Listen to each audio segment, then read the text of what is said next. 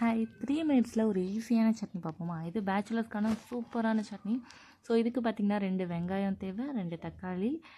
அதே நம்ம நீல வாக்கில் கட் பண்ணிக்கணும். ஏன்னா நம்ம வதக்கி அரைக்க போகிறோம். ஸோ அதனால் கொஞ்சம் நீளமாக கட் பண்ணிக்கணும். ரொம்ப ஃபைனலாக நான் எடுக்க வேணாம். அதுக்கப்புறம் ஒரு 5 வரமிளகா அண்டு 3 பூண்டு, கொஞ்சம் கருவேப்பிலை. இது மட்டும்தான் இன்க்ரீடியன்ஸ். இதை வச்சு தான் நம்ம சட்னி அரைக்க போகிறோம். ஸோ ஃபஸ்ட்டு நான் கடாயில் எண்ணெய் ஊற்றிட்டு பொட்டுக்கடலை போட்டுக்கிட்டேன். நான் கடலப்பருப்போ உளுந்தம்பருப்போ எதுவுமே போடல, வெறும் பொட்டுக்கடலை போட்டுக்கிட்டேன்.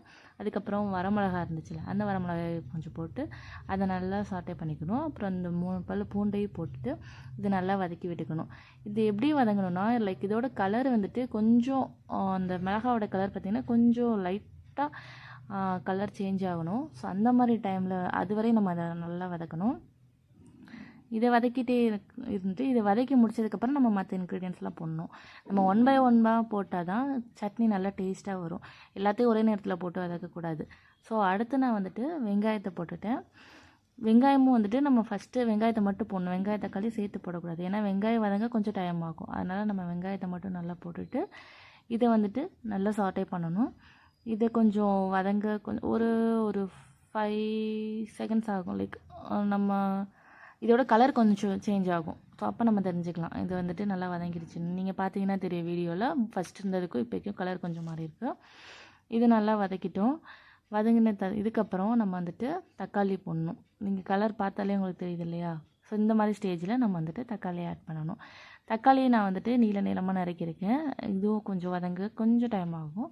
ஸோ அதையும் நல்லா வதக்கிட்டு நல்லா வந்துட்டு இதோட ஃபுல் கலரும் சேஞ்ச் ஆகணும். இது வந்துட்டு கொஞ்சம் லைக் தக்காளியிலேருந்தே கொஞ்சம் தண்ணி வரும். ஸோ அதனால் நம்ம வந்துட்டு தண்ணியை ஆட் பண்ணணும். ஒரு சொட்டு தண்ணி கூட நான் ஆட் பண்ணல.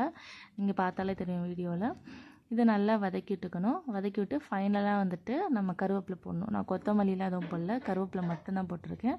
ஸோ அந்த கருவேப்பிலையை நல்லா போட்டுட்டு இதை நல்லா வதக்கி விட்டுக்கணும். வதக்கி விட்டுட்டு இதோட கன்சிஸ்டன்சி கொஞ்சம் மாறும். லைக் ரொம்ப வந்துட்டு கொஞ்சம் தண்ணியாக மாறும். நம்ம வந்துட்டு ஃபைனலாக வந்துட்டு கல்லுப்பு கொஞ்சம் ஆட் பண்ணிக்கணும். நான் வந்துட்டு உங்களுக்கு எந்த உப்பு பிடிக்குதோ போட்டுக்கோங்க. நான் வந்துட்டு யூஸ்வலாக கல்லுப்பு தான் போடுவேன். அதனால் வந்துட்டு நான் ஒரு 2 ஸ்பூன் வந்துட்டு ஆட் பண்ணிட்டேன். இது நல்லா கல்லுப்பையும் போட்டுட்டு நம்ம மிக்ஸ் பண்ணிக்கணும். மிக்ஸ் பண்ணிவிட்டு இதை வந்துட்டு நம்ம இப்போ ஆற வைக்க போகிறோம். ஆற வச்சுட்டு அரைச்சோன்னா நமக்கு வந்துட்டு சட்னி ரெடி ஆயிரும்.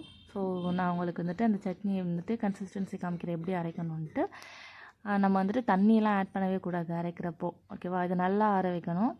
ஆற வச்சுட்டு நான் வந்துட்டு ஒரு ஜாரில் போட்டுட்டு அதுக்கப்புறம் அரைச்சிட்டேன். அரைச்சிங்க பார்த்திங்கன்னா இந்த மாதிரி கன்சிஸ்டன்சியில் தான் இருக்கும். இப்போ இதுக்கு நம்ம ஒரு நல்ல தாளிப்பு கொடுக்கணும். ஸோ அதுக்கு நான் அதே பேனில் கொஞ்சம் எண்ணெய், கொஞ்சம் கடுகு, கொஞ்சம் வந்துட்டு கருவேப்பிலை, இது 3மே போட்டுட்டு நல்லா வதக்கி விட்டுட்டு இந்த தாளிப்பை எடுத்துகிட்டு நம்ம சட்னியில் ஆட் பண்ணிக்கணும். ஸோ அதுக்கப்புறமேட்டு வந்து சட்னி நமக்கு நல்லா ரெடி ஆயிரும். இது ஒரு ஈஸியான குயிக்கான சட்னி. பேச்சுலர்ஸ்லாம் கண்டிப்பாக ட்ரை பண்ணுங்கள். நான் இதை வந்துட்டு வீக்லி ஒன்ஸ் கண்டிப்பாக வச்சுருவேன். வீடியோ பிடிச்சிருந்துச்சுன்னா லைக் பண்ணுங்கள், ஷேர் பண்ணுங்கள், சப்ஸ்கிரைப் பண்ணுங்கள், கமெண்ட்